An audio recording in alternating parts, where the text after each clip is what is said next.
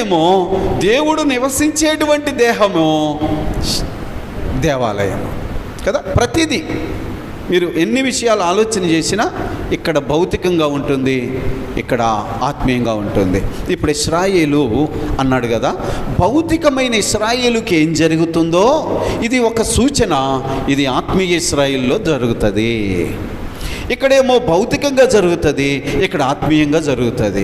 ఇప్పుడు భౌతికంగా దేవుడిచ్చిన ధర్మశాస్త్రాన్ని వారు అనుసరించలేదు.